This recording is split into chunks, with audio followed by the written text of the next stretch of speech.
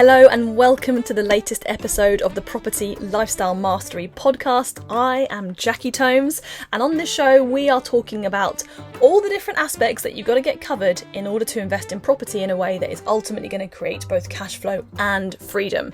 So we're talking not just about the fluffy, lovely stuff, but also about the real, genuine lows and challenges that we have to overcome along the way to really get the life that we want.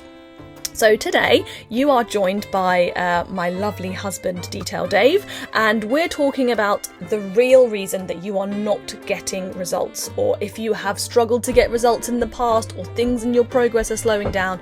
This is the brutal truth for why it's not working. And this was a real eureka moment for me and Dave when we stepped back and realised all these patterns that we were seeing across ourselves at various points and the people that we work with, and it's remarkably simple but incredibly powerful. So you're really going to love this one. It's definitely a juicy one. So without further ado, here's myself and Dave.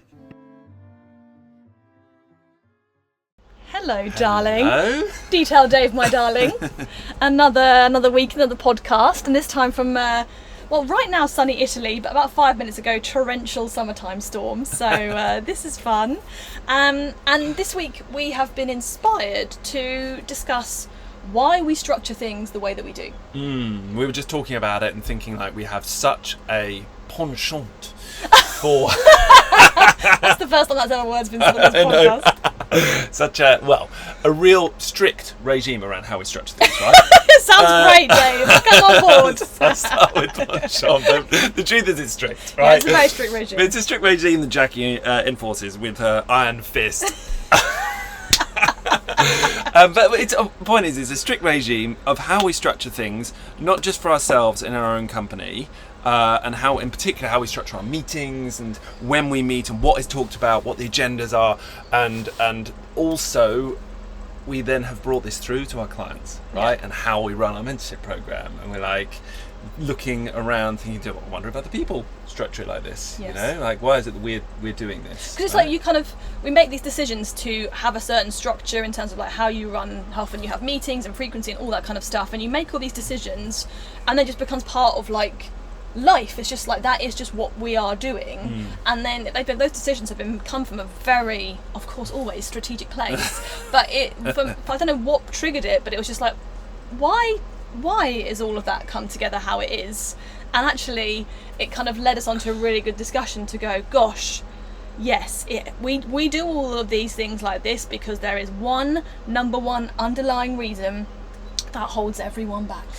Yeah, and so let's just clarify before we hit that. Yeah. Hit that clarity on that. Teasing that one, darling. Yeah, let's just clarify. What is it that we are talking about with structure, right? So when it comes to structure, we're talking about ultimately having clarity on what you're trying to achieve through property, through your work, and then deciding what you're going to be focusing on really this year to move you in the direction of achieving what you ultimately want to achieve. Mm-hmm. So it's having clarity about what you want to get done this year, what your objectives are for the year, and then bringing that each quarter down to like, what are your quarterly priorities?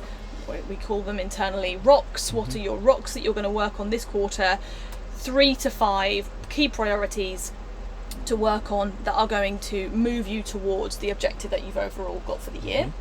And then every month, what you're going to do this month, what are the 5 key actions that you're going to work on this month to move you in that direction? And then this week, what are the 3 to 5 key priorities to move you towards that? So let's just start with the internal team first of all. Yeah. So our internal team all share each week what their key priorities are to get done this week. On a Monday. Friday or a Monday. I'm trying to encourage Friday, actually. Oh, okay. Yeah. To get the subconscious working over the weekend. Friday or Monday. And that's shared on our team channel on Teams. And then once a month we have a team meeting where everyone shares updates on their key actions for last month, how they got on, what their key actions are for the month ahead. And then once a quarter setting those key priorities, those rocks for the quarter ahead, which are there to guide what those monthly actions are. So it's a weekly sharing your priorities, a monthly team meeting to update the team on those in a very quick, efficient fashion, bring everyone together, and then once a quarter setting those rocks as a team and sharing them as well. And then that also then comes through to how we're then doing things on DMA as well, our mentorship program. So what are the rocks for the quarter, making sure everyone's got usually 5 of those, and then each month coming together and having a KPI call and saying, how have you got on this month with moving your rocks forward, what are your actions for the month ahead, how did you get on last month, looking at that just once a month. And then the same thing as we're doing with our team, getting the priorities to be shared in our shared channel. Yeah, and I think what I found great about this is that every single one of those is always got a 2 aspect element to it, right? It's got the one aspect that you've stated, which is the team member or the DMA member getting clarity just by doing the work. Like just by being forced to sit down and do that work, they have to think and use their brain in that way, right? And then they get clarity, and then they're forced to think, well, why would I do these things? Why am I choosing these things? And most importantly, how does that link to my bigger goals, which are the rocks, and then the annual goals? So that being forced to do that is number one. And then on the other side of the coin, it's oversight.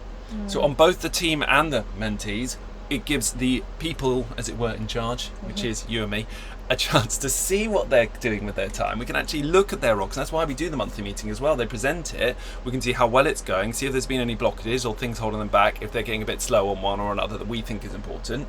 We can also see if they're setting the right rocks. Does it look like the right things for the business as a whole?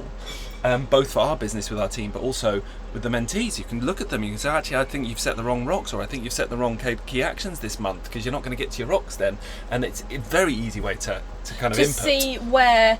It's always about, as the business owner or the person who's in the leadership position, knowing, I need to know where I put my time to keep everything on track. And if I can see where maybe, whether it's a mentee or a team member, is not clear on what they should be focusing on, that for me is a tricky point to go, potentially some input from me is needed, or someone else who is better than me to go in and, actually this person is struggling because they are not managing their time very well, and they don't have a good Asana task blocking, a task management process. And Rose, who is in our team, is amazing at that, so we might be bringing her in. So it's just our opportunity to see where the challenges and struggles are, to be able to triage. Implement the right repair. Yes, exactly. The right repair. The right plaster. And the other aspect that I was thinking about was efficiency. Right? Because I think it becomes, so many people don't do this work. And in essence, right, this is the evolution of where we found our first success. Our first success was being strategical. Yes. We learned business strategy and implemented it into a property business very early on. Yeah. Right? And that was what helped us to really grow fast early on. And then we brought that to the wider audience with the creation of the business property strategy, kind of saying, right, how can we help others with this? But this is where we've come to with it. And one of the biggest problems with strategy is that people don't want to give it time, because actually it sucks time. A lot of time, right? Yeah. Or they want to give it lots of time, right? They either can't be asked to give it any time because it's like, well, I've got more important firefight to do. I've got a refinance to push through. Yeah. Or the other side of the coin is they just want to spend loads of time on it. Perfect plan before they will do anything. Yeah, depending on their personality, forever. So, talk to me about efficiency. How do we make sure this is not wasting time and not taking, too much time? Yeah, it's a finely balanced thing that I'm actually feeling really good about where we've gotten to with all of it. Stuff should not take a long time, particularly on meetings. Because the minute you bring people together on meetings, you are doubling, tripling, quadrupling, or even 10xing the amount of time that you are potentially wasting. So I think and money. And therefore money, of course. So I think therefore making sure that everyone has a good preparation process before they come to meetings to get the maximum out of every minute that you're spending on them is really important, because I think it's also one of the biggest bugbears in big companies, right? That you just waste so much time sitting there on meetings. So just clear preparation for everyone. And what was the initial question you asked? Efficiency. How do we keep this efficient? Yeah, by basically being really clear of the scope, which then is always coming back to, so again, that same cascade effect. What we're focusing on next, and then bringing it right back to what we're doing this month or this week to focus on next, and letting go of everything else. because I think if you try, you can't focus on everything at the same time, you get nothing done. So therefore, doing your thinking, making your choices, and unless something dramatically changes, you don't shift. Right. I feel like I haven't answered the question that you wanted me to answer. No, it's good. It's just you've got a bit wider, I guess. I was looking. You're kind of talking about strategically, mindset wise, like how do you keep it within a scope? I was just talking about more logistically. Go on. Oh well, what I was thinking about was let's talk about a whole company meeting. Yes. We have 15 at the moment, or 16 team members, right? We all come together once a month. Oh, I see. Every single team member shares every bit of their last month's challenge, their success, their key priorities, update on their rocks. Yep. How long do you think that takes? 15 people to get through that? Yeah, how long do you think How would that you expect takes? that to take, right? Because we're sitting there thinking, well, that's a lot of people. It's probably, 90-minute meeting, 2-hour meeting? Yeah? 30 minutes. Trying to get down to 25, actually. 30 minutes! Yeah, 30 minutes. And every one of 15 people gets through it. And that's what I call efficiency in action, right? You've got to make sure, and you've answered the how, which is super clear scope, don't allow any waffle from anyone, and just be very, very clear about what people are trying to achieve, and you lead by example, right? Yes. When we get on that call, I think the first time we ever did it, you did it first, and you just showed how quickly you wanted people to talk. Yes. And if needed, a timer goes on, right? Yep. You got 2 minutes. 2 minutes to talk us through this. Yeah. And that just ensures that you're not wasting time, right? It's just half an hour once a month, done. And I think for me, those meetings where it's about like a kind of a sharing the progress, there's something about coming together as a group that is really nice to doing that, because you kind of realise, gosh, everyone else has had challenges this month and successes too. This is really nice. Like when we look at the bigger picture, people are succeeding, people are having challenges. Okay, I'm just normal, which actually makes you just feel like comfortable. But it's just that fact that you've got to have that moment to share with the group forces you to just sit down and do the prep beforehand, which therefore means we have a whole tab in a spreadsheet for everyone to fill out for the team meeting and also for the client KPI call once a month. You don't need to share every single part of that because it's right there on the screen in front of you. And for the people who are kind of hearing this information and maybe using it to move forward, you don't have to talk me through every single part of that. Like I can look with my eyes and see all the different parts of this and skim through and just see if there's anything else that I might need to capture my attention. So it's accountability for me also to look at those and be like, okay, I might come out of those meetings with like probably 5 key points of like, actually I should double check on that, that's the point that I'd like the team to discuss, and maybe that's a rock for next quarter. Like loads of ideas kind of come out of that, but you don't need everyone to share everything as part of that. So for me, if I can get everyone to have the accountability and that shared camaraderie coming together and to be re-inspired and reinvigorated, you don't need to share full updates. That's maybe, I don't know if that's a conversation for today, but no updates. It's just updates. So then that brings me to another aspect that you mentioned here, which we haven't used yet, which is KPIs. Yes. KPIs, right? These are a big buzzword. And what we do with clients, right? We don't get 15 clients through in half an hour. 15 mentees in half an hour doesn't happen. I reckon I can get more done though, but that's like not where we are right now. So I would say we get 4 to 5 people through in half an hour when it comes to a mentee presenting this same it's true stuff. Then you are like, with the team, it's 15 people within your own organisation. You're really looking at 4 or 5 businesses in half an hour, which is like, there's a lot more to get your head around. So with the mentees, one of the biggest aspects we look at is the KPIs. And these are very clearly set to determine what are the key actions that business needs to be taking and the results they need to be getting to be growing and moving forwards, whether that's in terms of sourcing deals or finding investors, or operationally what kind of things could be a risk to them, such as void periods or arrears. Like we're checking all of these every month, and it's an immediate snapshot into what is causing the business a problem, where they're struggling, and most importantly, because this is where it really gets interesting, where is the person spending their time? Right? Where is this person spending their time? Because that's where the magic happens. It's where the rubber hits the road. It's literally all about an individual choosing to spend time somewhere doing something. And this was it, right? The big realization. And it sounds so ridiculously simple when you say it, but it is true. The biggest problem that everyone has, I guess, when they're struggling to get the results that they want. Let's caveat that. When you're struggling to get the results that you want, the problem is always the same. right? Yeah. You are not spending your time on the right things. That sounds rubbish, right? It's absolutely... You're like, God, this was the big reveal. This is profound, guys. Because actually, it's just remarkably simple, and all the best things are. Yeah. So, what this means is, if for some reason you aren't getting the results that you want, it means that you're not focusing on the right thing, or you are knowing what you should be focusing on, but for some reason you aren't doing it, because actually knowing what you want to do and doing what you want to do are two separate things, right?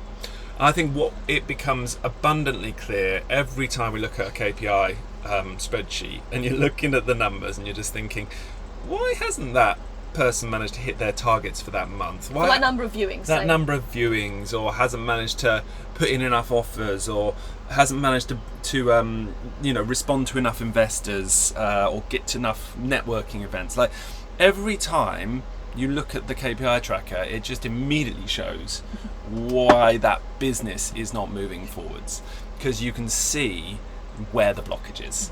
And as an external person, you look at it and you're just like, well, it's obvious, right? They need to do more viewings, because you're not going to get offers in unless you've gone to viewings, or you need to do more social media posts, because you're not going to get any interest from investors unless you've done those.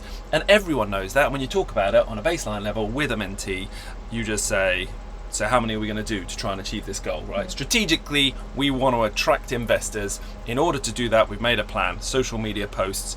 So then how many are we going to do? You've made this whole plan. We're going to do 12 a week.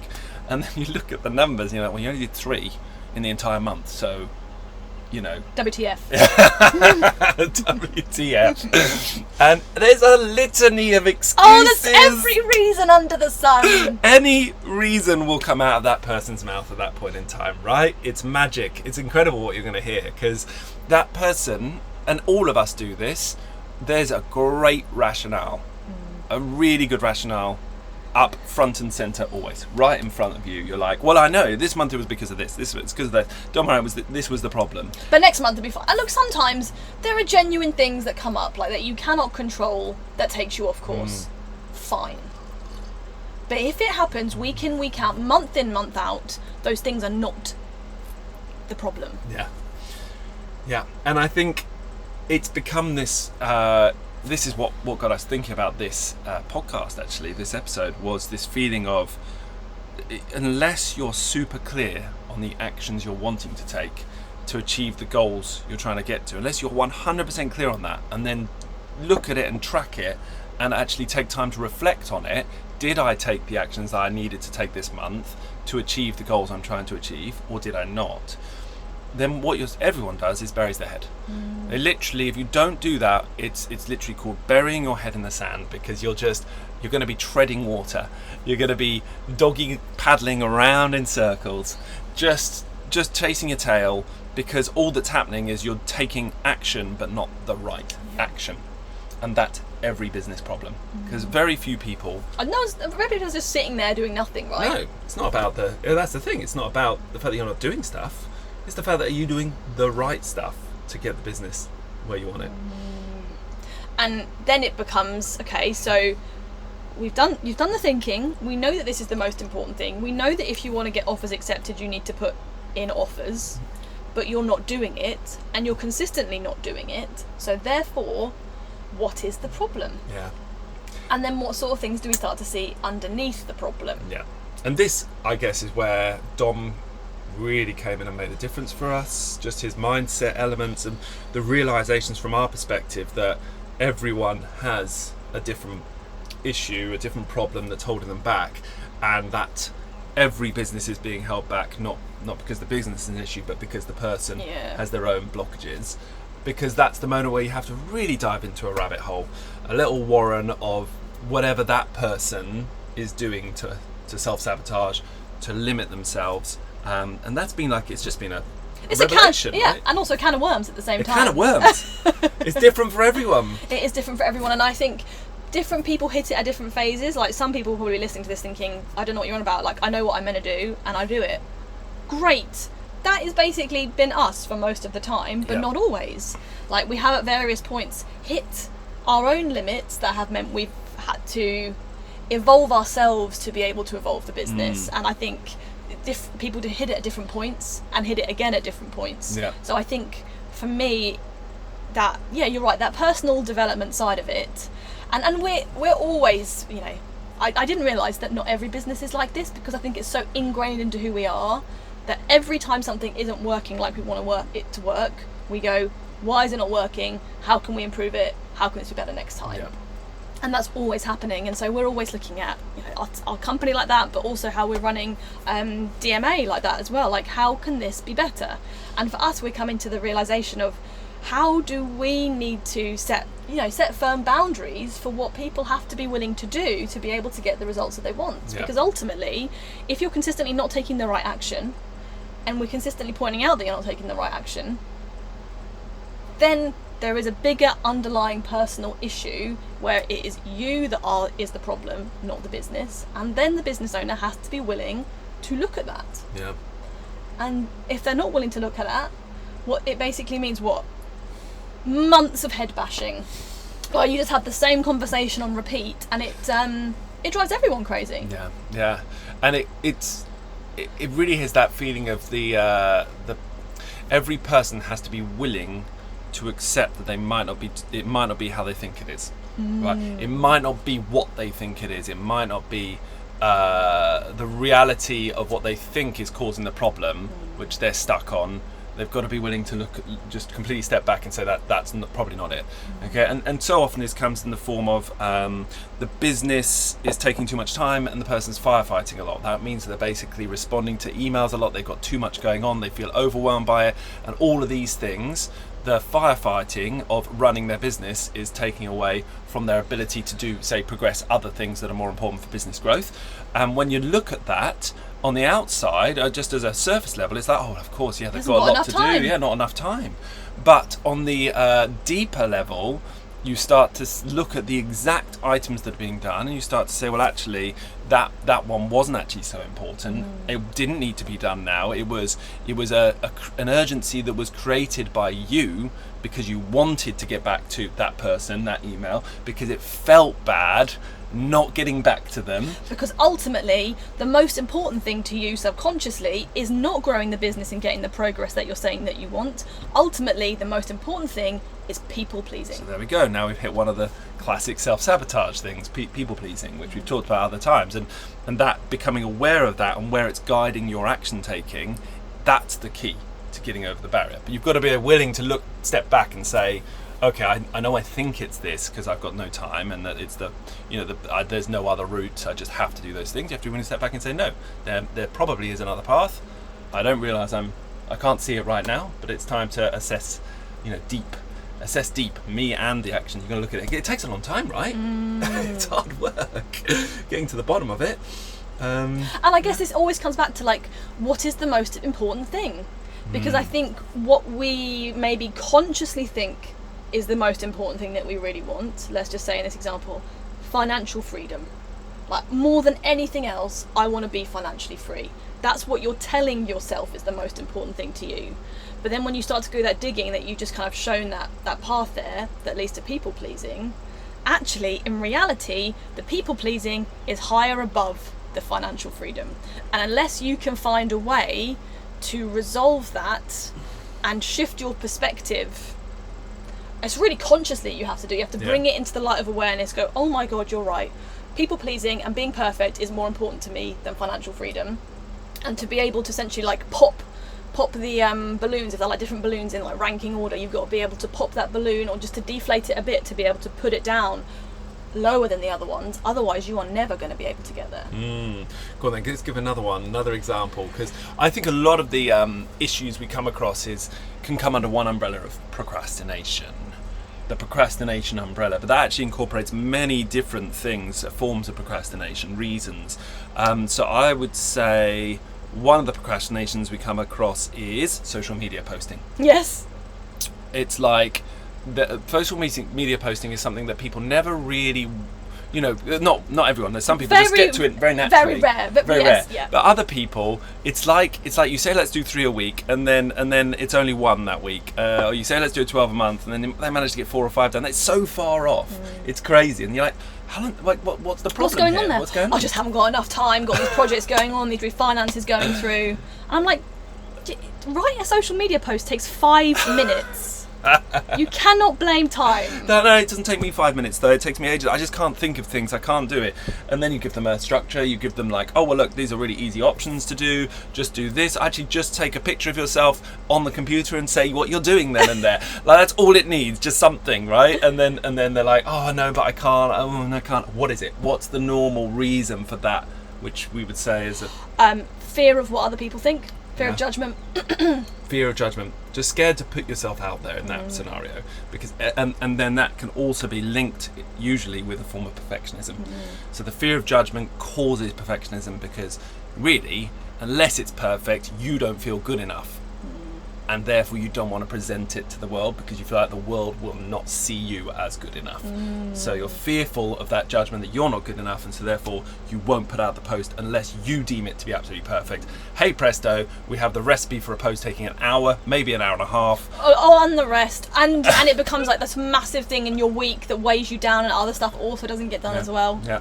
And this can also be a money drain, because actually in many cases we see people, instead of doing the posts themselves in this case, I've hired someone to do my social media for me. It's only going to cost me £1,000 a month. Hang on, how much cash flow are you making? Well, I'm only making £500 now, but I know if I can get these social media posts out there, I can definitely raise some more finance, I can definitely do some more deals, and I'm definitely going to make some more cash flow. Okay, how long is that going to take you to get all of that done? You cannot afford £1,000 a month.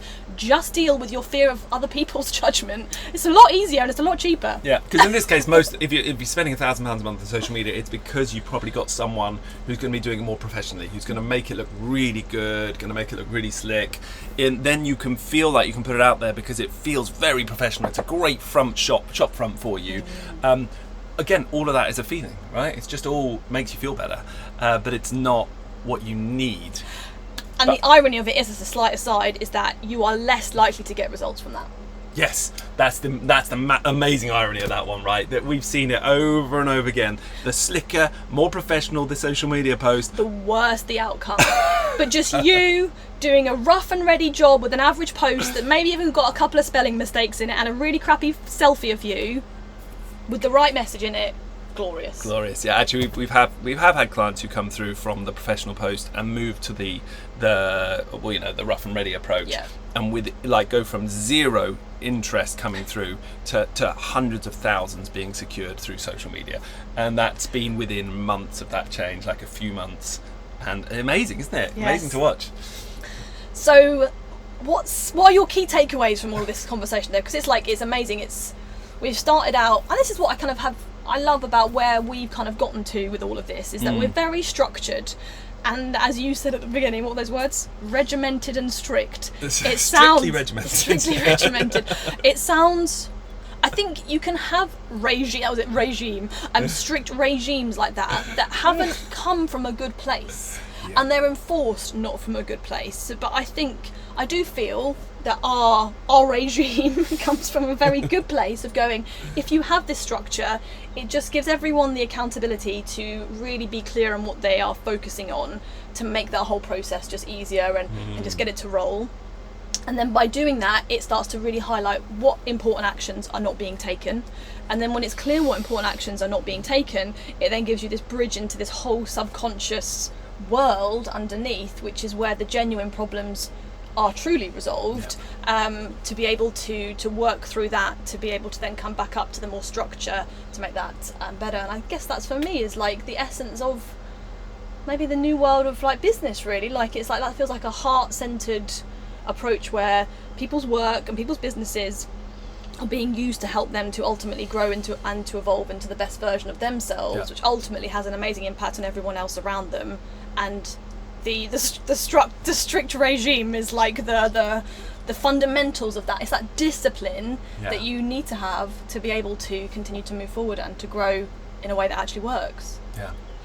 I guess I would say that the most important aspect of this, well, there's two most important aspects. One is that you actually have the plan in place for the biggest picture of where you want to head, the goal picture, moving down to the everyday actions, right? That whole funnel from big picture down to everyday actions, that's the strategic approach that we work with, and it's essential, because otherwise your everyday action doesn't necessarily lead you towards the big goal at the end, and you need to have that link, that direct link there.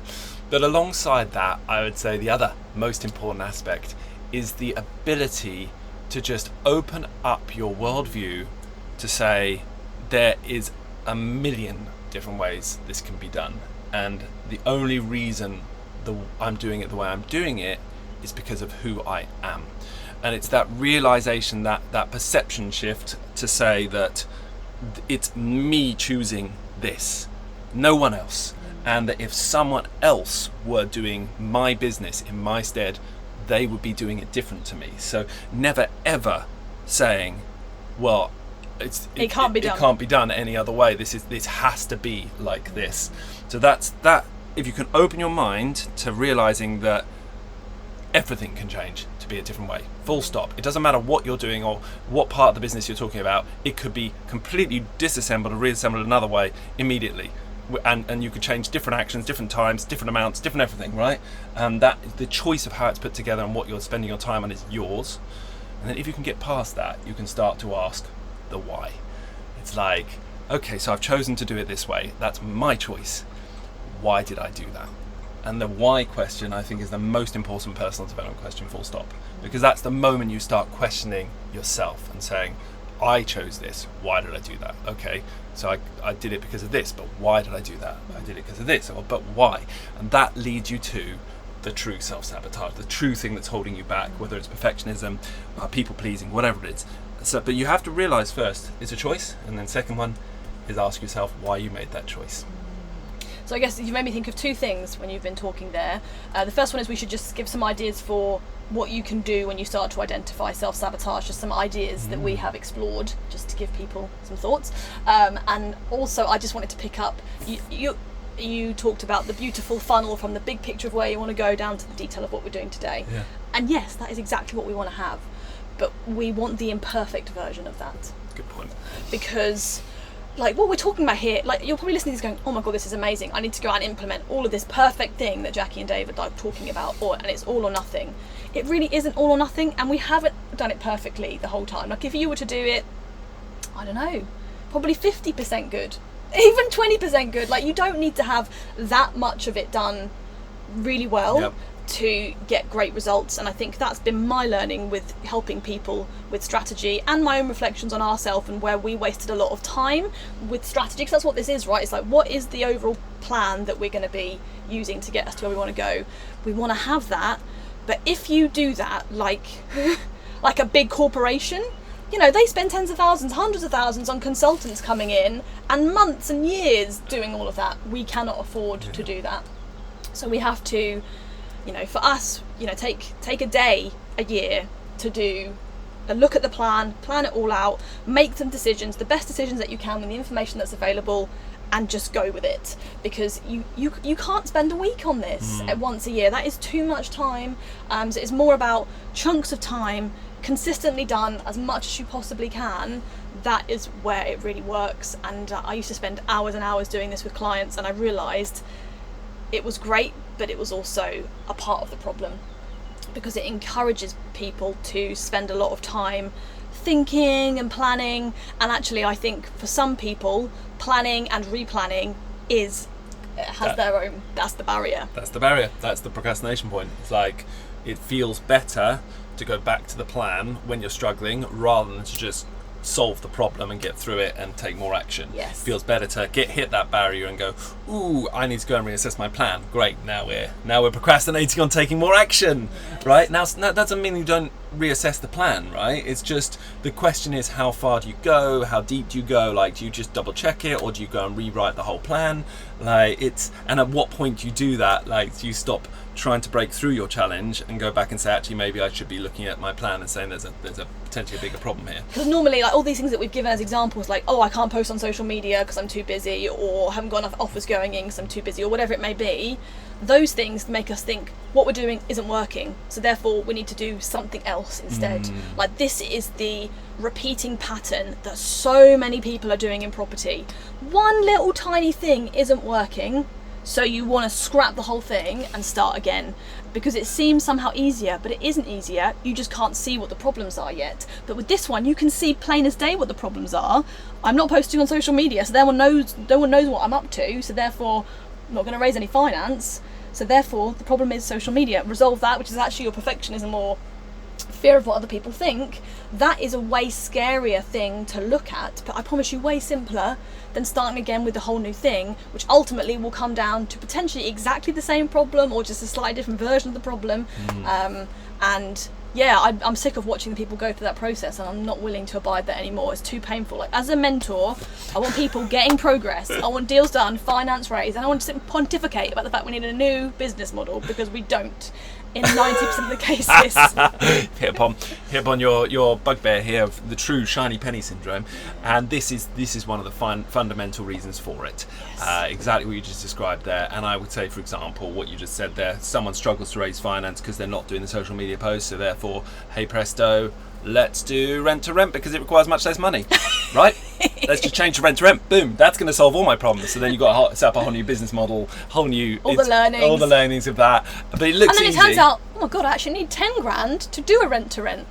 Where am I getting that money from? Oh, I'll tell you what, I'm going to set up another. I'm going to start sourcing property to be able to build up pots of money to be able to do my rent to rent deals. It's just, yeah, okay, it sounds like a nice plan, but it's actually a terrible plan. Yeah. So yeah, I guess that was my takeaway from that. It's like, we want to have this structure, but it's that structure imperfectly done. That is what really matters. I guess realising in that respect that all of business is imperfect. This same perfection barrier comes across everything. Like when you're creating your processes, when you're creating any pipeline or anything, any document, it's never going to be perfect, full stop. Business is imperfect. It's just a constant iteration of imperfection. So just realising that can be a big barrier overcomer as well. Help you just get to a smooth, more efficient stage, because you're able to just say, yeah, it's not perfect, but that's good enough. Get it out. So just before we then bring this conversation to a close then, just a couple of thoughts from your perspective. What has helped you, just high level, what couple of things can people explore if they're starting to try and think, where am I self-sabotage? How do I overcome my self-sabotage? How do I overcome myself? I'm not sure right now. Are you serious? No, I mean just what path you're wanting me to meditation explore. Right. Oh, right. The actual tactics. Yeah, just a couple of tactics. Okay. So I guess getting into a meditation is obviously for me the most important thing, because meditation is in fact the entire concept of meditation is the looking at the self. Full stop, is the exploration of self, the understanding of self, and it gives you that space where you can ask yourself questions, and if you get practiced at it, you start to be able to clear away the clutter of the brain's normal activity, the thing that normally overrides everything and just comes and chatters at you and tells you how you should be doing things. The practice of meditation is to clear that clutter of chatter, indistinct brain uselessness away, and create the space to be able to actually assess problems properly and assess yourself properly, and just say, okay, well, I'm struggling with that, why is that? And to actually have a much better conversation with yourself if you practice it, because the problem is the normal pathways, the normal way of thinking is so ingrained that chatter will always try to overpower any other thought process, and will always come back in exactly the same. And that's how we hit a going around in circles barrier of just you think you're trying to solve a problem, but you just keep getting the same answer. Like, no, that is the problem. There's no other solution. That's the problem. That's just your brain's habitual thought process coming in. But we need to clear that out of the way and find a better, deeper way of thinking. So for me, it's meditation. And a couple of other thoughts from me, because obviously I completely agree with everything you said there, and I do that. I think where I get inspiration for what to meditate on, I think Louise Hay, You Can Heal Your Life, is a brilliant. If you haven't already read that book, we've got like a little reference copy of it that we always carry around with us. Her whole methodology is that physical ailments are basically the body's way of trying to communicate to you problems and limiting behaviours.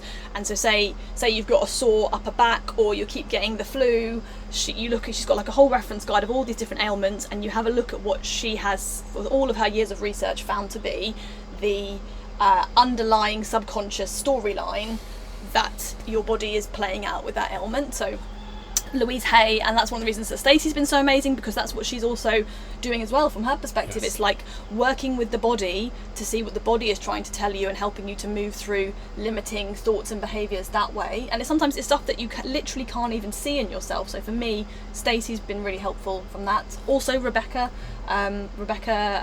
doing her rapid transformational therapy is another way of working with your subconscious limiting beliefs.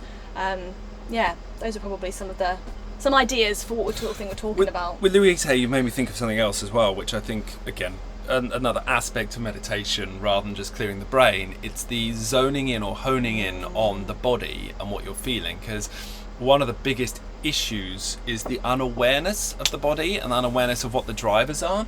And this realization for me that we are choosing what we do, usually based on some sort of emotional driver, because it makes us feel good or it makes us feel bad. So if it makes us feel bad, we're repelled by it. If it makes us feel good, we're attracted by it. Therefore, you're constantly being pushed around from job to job based on those feelings, right? But unfortunately, we're not always aware. In fact, most people aren't aware of those feelings, really. They've managed to block it out entirely. And you start to just choose to do things, and you think it's because of a good rational reason, but it's just because you actually don't feel comfortable, you don't feel good about it. And there is a sense of connecting with the body and starting to really become aware of what it's trying to tell you. And then you can start to see when the body is pushing you away from something because of some sort of sensation or feeling. Now we have an emotional driver, and that is a great pathway to start exploring and say, okay, it feels a bit uncomfortable in my gut. Some people would just go, yeah, well, it just didn't feel right, so I didn't do it. Gut instinct, gotta go with the gut. And that approach is the concept of going with your gut is true. It's a great system, but only if you can truly hear it. Yeah, the use of it in a context where you don't understand what your gut's saying and how to use it is flawed entirely. It doesn't work like that, because in essence you're going to be feeling uncomfortable about doing something because of one of your subconscious drivers, and that's going to push you away from it, and then you will post-rationalize it with, well, it was a gut, I just didn't feel right, so I've got to go with my gut on it. The questioning of that is the question. It is the key for me. So you just got to being able to feel it, learning to feel it, find out where it's feeling it in your body, what that driver is trying to make you do or not do, and then realizing that isn't necessarily coming from the right place. It's not necessarily a good driver, and that sometimes you want to listen to it, and sometimes you actually want to actively override it, because that's what's called getting out of your comfort zone. A whole nother episode on that. Yeah, awesome. Gosh, we've been to so many places here. So we started this episode with why we have the structure that we do. Yep. And so in summary, we have the structure that we do in terms of how we run our company and how we run our mentorship, in order to keep everyone focused on the choices that they have made and are making, and ensuring there's clarity about what are the most important things to focus on next in order to get the result that we have decided is the most important thing. And then to be able to spot where that's not happening, and to be able to question why that is not happening. Anything else that you would add to that? In order to make sure people aren't falling prey to the biggest problem we see with all people, which is you've got to be spending your time on the right things. If you're not spending your time on the right things, you're not going to get where you want to go. So there we go. What is the thing that you've got to focus on and get done to move you in the right direction? If you want to know about working more with us, we talked a lot about the structure that we put in place as part of our Dealmaker Accelerator program. If you want to know more about what that is and how you can find out about working with us, then head over to our website. It's property-strategy.com/DMA.